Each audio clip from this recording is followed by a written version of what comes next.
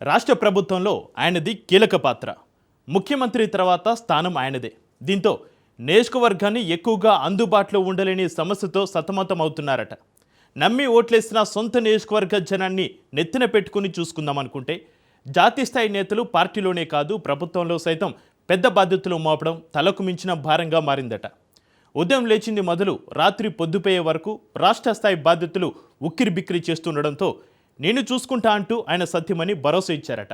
పతి ప్రతిష్టను మరింత పెంచేలా ఇంటా బయట పెరిగిన నమ్మకాన్ని మరింత దృఢం చేసుకునే అవకాశాలపై కసరత్తు చేసి తక్కువ సమయంలోనే అన్ని విషయాలు ఆకలింపు చేసుకుంటూ చక్రం తిప్పే స్థాయికి ఎదిగి అందరినీ ఆశ్చర్యపరుస్తున్నారట.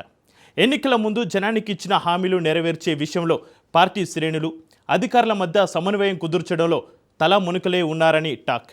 ఇంతకు ఎవరి ఉక్కు మహిళ? ఈ స్టోరీలో చూద్దాం పదండి.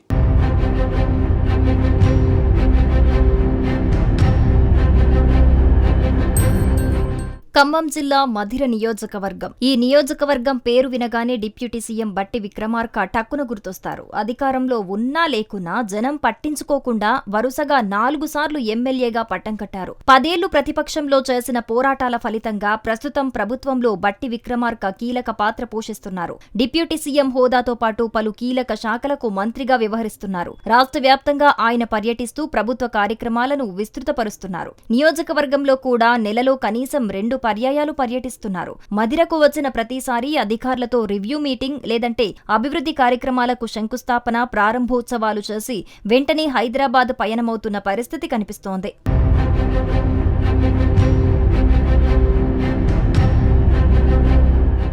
పార్టీలోనూ ప్రభుత్వంలోనూ అప్పగించిన గురుతుర బాధ్యతల నేపథ్యంలో బట్టి విక్రమార్క నియోజకవర్గానికి ఎక్కువ సమయం కేటాయించలేకపోతున్నారట. పార్టీ నాయకులే కాదు, నమ్ముకున్న సొంత నియోజకవర్గ ప్రజలను తరచూ కలిసే వెసులుబాటు భట్టికి ఉండటం లేదు. అయితే ఆయన అందుబాటులో లేకున్నా ఆయన సతీమణి మల్లు నందిని అప్పుడప్పుడు నియోజకవర్గంలో పర్యటిస్తున్నారు. అయితే ఆమె పర్యటించిన సమయంలో అధికారులు, స్థానిక ప్రజా ప్రతినిధులు అంతా ఆమె వెంటే ఉన్నారట. పార్టీ కార్యక్రమాలలో కూడా చురుకుగా పాల్గొంటూ భట్టి అందుబాటులో లేని లోటు ఎక్కడా కనిపించకుండా ఆమె జాగ్రత్త పడుతున్నట్లు ఆ పార్టీలోనే చర్చ నడుస్తోంది. బట్టి నియోజకవర్గానికి రావటం కొంత ఆలస్యమైతే చాలు, నందిని నియోజకవర్గంలో వాలిపోతారని పార్టీ శ్రేణుల్లో టాక్ జరుగుతోంది. ప్రభుత్వంలో ఏమైనా పనులు కావాలంటే బట్టిని కలవలేకపోతున్నామనే భావనకు ఆస్కారం లేకుండా బట్టి సతీమణి నందినిని కలిసినా చాలు పనవుతుందన్న అభిప్రాయం కనిపిస్తోంది.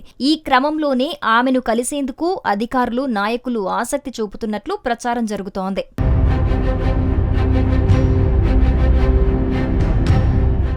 అనేక రకాల సమస్యలతో వచ్చేవారికి స్వాంతన కలిగించే రీతిలో జవాబిచ్చి ఓదార్చడమే కాదు, వారి సమస్యలు పరిష్కారమయ్యేలా బట్టి దృష్టికి తీసుకెళ్లి పనులు జరిగేలా చేస్తున్నారన్న టాక్ మొదలు కావటంతో పార్టీ నేతలే కాదు, అధికారులు సైతం ఆమెను కలిసేందుకు క్యూ కడుతున్నట్లు టాక్ వినిపిస్తోంది. మరోవైపు కాంట్రాక్టర్లకు బిల్లులు మంజూరు కావాలన్నా నందినిని కలిసి మీరో మాట చెబితే చాలంట అని వేడుకుంటున్నారట.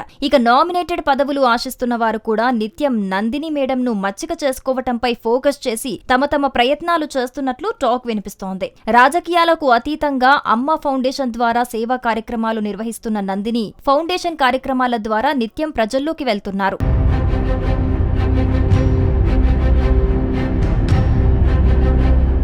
మరోవైపు నందిని గత పార్లమెంటు ఎన్నికలలో పోటీ చేసేందుకు పెద్ద ఎత్తున ప్రయత్నం చేసినట్లు అప్పట్లో టాక్ వినిపించింది. జిల్లాలోని 7 నియోజకవర్గ నేతలతో కలిసి నందిని ఖమ్మం నుండి హైదరాబాద్ కు భారీ వాహన ర్యాలీతో వెళ్లి తన బలం నిరూపించుకునే ప్రయత్నం చేయటం అందరి దృష్టిని ఆకర్షించింది. ఎన్నికల్లో టికెట్ కోసం అధిష్టానం వద్ద భారీ లాబీయింగ్ చేసినట్లు అప్పట్లో భారీగా ప్రచారం జరిగింది. కానీ జిల్లాకు చెందిన సీనియర్ నేత పుత్రుడు, మంత్రి పొంగులేటి వియ్యంకుడు రఘురాంరెడ్డికి ఎంపీ టికెట్ రావటం, ఆయన భారీ మెజారిటీతో గెలవటం అందరికీ తెలిసిందే. గత ఎన్నికల్లో టికెట్ చేజార్చుకున్న నందిని మొన్న పార్లమెంటు ఎన్నికలను ఓ పాచికగా వాడుకున్నారన్న టాక్ రాజకీయ వర్గాల్లో ఉంది. ఎంపీగా టికెట్ ఇవ్వలేదు కనుక రానున్న అసెంబ్లీ ఎన్నికల్లో టికెట్ ఇవ్వాల్సిందేనని గట్టి పట్టుబట్టే అవకాశాలున్నాయని రాజకీయ విశ్లేషకులు అంచనా వేస్తున్నారు. ఈ క్రమంలోనే నందిని నిత్యం ఖమ్మం జిల్లా ప్రజలతో టచ్లో ఉంటున్నట్లు తెలుస్తోంది. నియోజకవర్గాల పునర్విభజన జరిగితే ఏదో ఒక నియోజకవర్గం నుండి ఆమె బరిలో దిగే ఛాన్స్ కోసం ఆమె రాజకీయ చక్రం తిప్పుతున్నట్లు ప్రచారముంది.